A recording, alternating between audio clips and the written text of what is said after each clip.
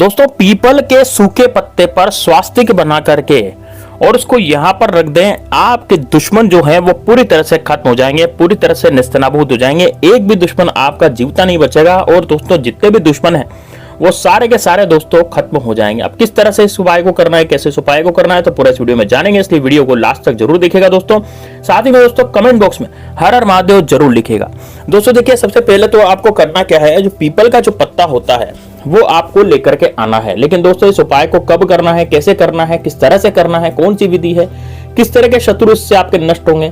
हालांकि दोस्तों इस उपाय से सभी तरह के शत्रु नष्ट होते हैं। जो शत्रु सामने से आकर के वार करता है, जो शत्रु आपकी जिंदगी झंड कर देना चाहता है, जो जबरदस्ती आपसे गाली गलौज करता है, ऐसा शत्रु, या फिर जो आपके कार्यों में बाधा मचाता है, यानी कि बाधा आपके कार्यों में डाल रहा है, बार बार नहीं मानने पर भी नहीं समझा रहा, यानी कि समझाने पर भी नहीं मान रहा, और किसी भी तरह से शत्रु जो है वो पूरी तरह से आपको घेरे बैठा है।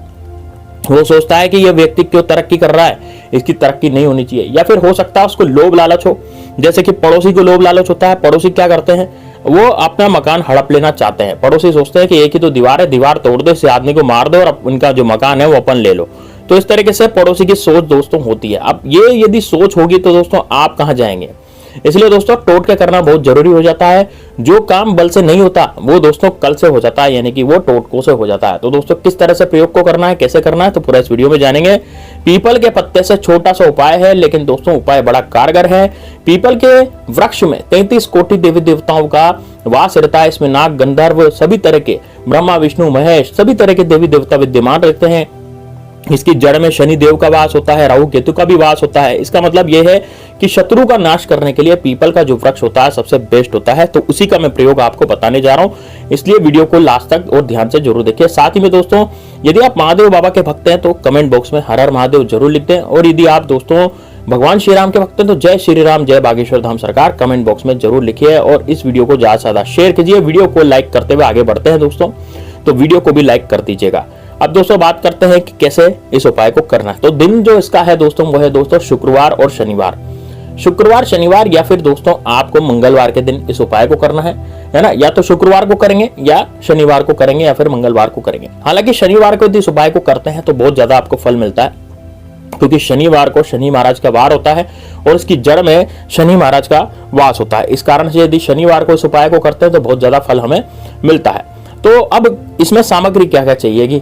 देखिए, आप यदि सुबह सुबह नहाले धोले, मतलब कि आप सुबह सुबह से जो है उठे, सुबह उठ करके और सुबह 7 बजे से और 11 बजे के बीच में इस प्रयोग को आप कभी भी कर सकते हैं। याद रहे ये प्रयोग 12 बजे के बाद नहीं होगा, है ना। 7 बजे से और 11 बजे तक सुबह सुबह ये प्रयोग होगा, तो इसको आसानी से आप दुश्मन से जीत हासिल कर सकते हैं। मान लीजिए दुश्मन ऐसा है जो कि आपकी दुकान जिसने बंधवा दी है, यानी कि आपका जो व्यवसाय चल रहा था, बढ़िया चल रहा था, लेकिन अचानक से व्यवसाय में घाटा लगना शुरू हो गया, दुकान पर ग्राहक नहीं आ रहे, या फिर आप कहीं नौकरी करते थे तो नौकरी पर भी संकट के बादल घेरा गए, यानी कि नौकरी में भी आपकी बनाई है वो बॉस जो है आपसे लड़ाई झगड़े करता है या फिर जबरदस्ती आपसे टूना टूट करता है, यानी कि जो बॉस है उसका दिमाग सही नहीं रहता, क्योंकि दोस्तों लोगों ने उसको भड़का दिया आपके प्रति, इस कारण से उसका दिमाग जो है वो खराब रहता है। अब यदि आप भी ये चाहते हैं कि भैया देखो ऐसा है कि मैं मेरे दुश्मन का भी नाश करना चाहता हूं और जो गुप्त शत्रु है उनका भी नाश करना चाहता हूं। दोस्तों बहुत से लोग ऐसे होते हैं जिनके गुप्त शत्रु पीछे पड़े रहते हैं, यानी कि गुप्त शत्रु कौन से, ऐसे शत्रु जो सामने से वार नहीं करते, जो पीठ पीछे वार करते हैं, ऐसे शत्रु गुप्त शत्रु होते हैं। वो सामने नहीं आते, वो पीठ पीछे वार करते हैं, पीठ पीछे वार करने के कारण उनके वार का हमें पता भी नहीं लग पाता, वो होते हैं दोस्तों गुप्त शत्रु। तो दोस्तों गुप्त शत्रु यदि आपके पीछे पड़ गए हैं, उनको आपको लगता है कि यार मेरे जो गुप्त शत्रु हैं वो पीछे पड़ गए हैं, क्योंकि अब मेरे घर में भी बहुत ज्यादा दिक्कतें पैदा हो गई है, मेरा घर भी जो है वो बेकार सा लगने लग गया है, मेरा घर बड़ी मुश्किल से मैंने जमाया लेकिन इसमें लड़ाई झगड़े होना शुरू हो गए हैं, पैसा नहीं आ रहा है ना। या फिर कोई ऐसा व्यक्ति जो एकदम से बीमार पड़ गया हो, एकदम से उसकी जैसे मान लीजिए हो सकता है एक्सीडेंट हो गया हो, या फिर कुछ ऐसे टांग वगैरह टूट गई हो, कुछ ऐसा हो गया हो जिसके कारण आपको बड़ा दुख हो रहा हो, क्योंकि दोस्तों आपको ये अस्पताल ले जाना पड़ रहा है, आपको सब कुछ करना पड़ रहा है। तो दोस्तों यदि मान लीजिए ऐसा भी आपके जीवन में है, या फिर आपको नींद नहीं आ रही रात्रि में, है ना, रात्रि में आपको ऐसा लगता है, घबराहट सी, बेचैनी सी आपको लगती है, नींद नहीं आती, आपको टेंशन हो जाती है ना।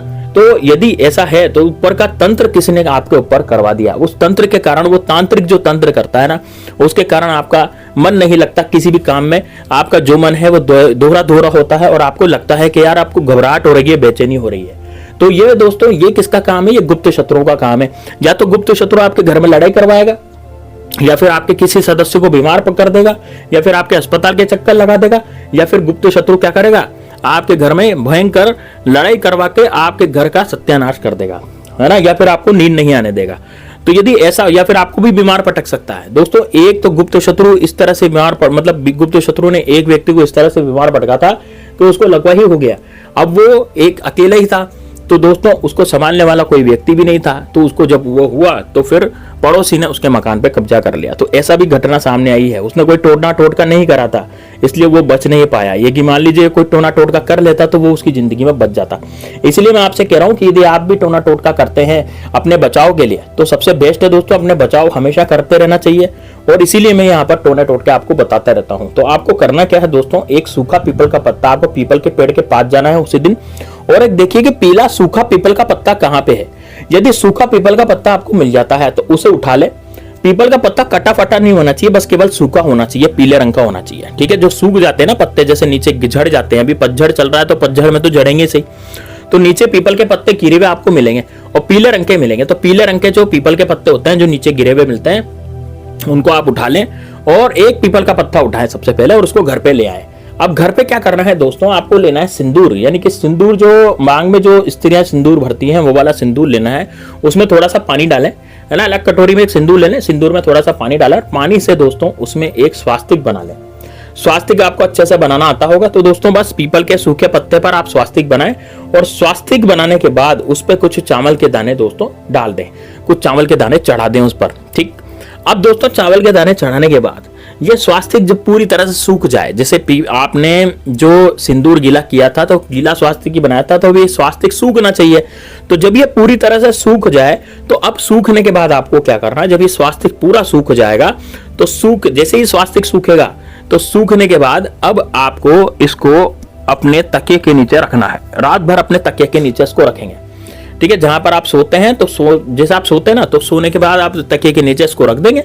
अब तकिए के नीचे इसको रखने के बाद आप क्या करेंगे, इस पीपल के पत्ते को अगली सुबह, जैसे मैंने क्या कहा, आपको शनिवार को भी कर सकते हैं, शुक्रवार को भी कर सकते हैं सुबह को।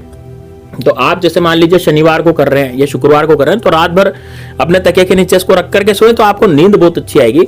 दूसरा, आपके ऊपर कोई कुछ किया करा भी रहा होगा तो उसका खत्म हो जाएगा। अब इस पीपल के पत्ते को सुबह के समय, है ना, स्वास्तिक बना लिया आपने। अब सुबह के समय दोस्तों आप क्या करेंगे, इस पीपल के पत्ते को बहते पानी में बहा देंगे, लेकिन अपने शत्रु का नाम जरूर लेंगे, ठीक है। बहते पानी में इसको बहा दें और अपने शत्रु का नाम लें। जो भी शत्रु आपको जानता है, जिस भी शत्रु का आप जानते हो, जिसका नाम आपके दिमाग में आ रहा है, उसका नाम आप लें। और यदि आपके गुप्त शत्रु, आपको लगता है कि यार मेरे तो गुप्त शत्रु है, मैं किसी शत्रु को नहीं जानता, तो फिर आप केवल सभी घटनाओं को याद करें, बुरी घटनाओं को याद करें और अपने समस्त शत्रुओं के लिए यूं कहें कि भाई मेरे जितने भी शत्रु हैं जो मुझ पर परेशान कर रहे हैं, मुझे दिक्कत दे रहे हैं, उन सबका नाश हो। और आपको इस पत्ते को फेंक देना है बहते हुए जल में। दोस्तों ध्यान रहे, साफ जल में आपको उसको फेंकना है, ठीक है ना, साफ जल में इसको आपको फेंकना है।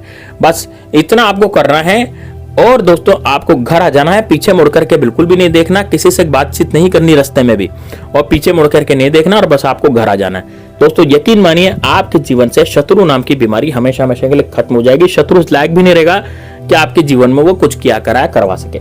तो दोस्तों ये बड़ा जबरदस्त, बड़ा शानदार उपाय, इसको जरूर कीजिएगा। चलिए मिलते हैं नेक्स्ट वीडियो में, तब तक के लिए जय श्री राम, जय बागेश्वर धाम सरकार, हर हर महादेव।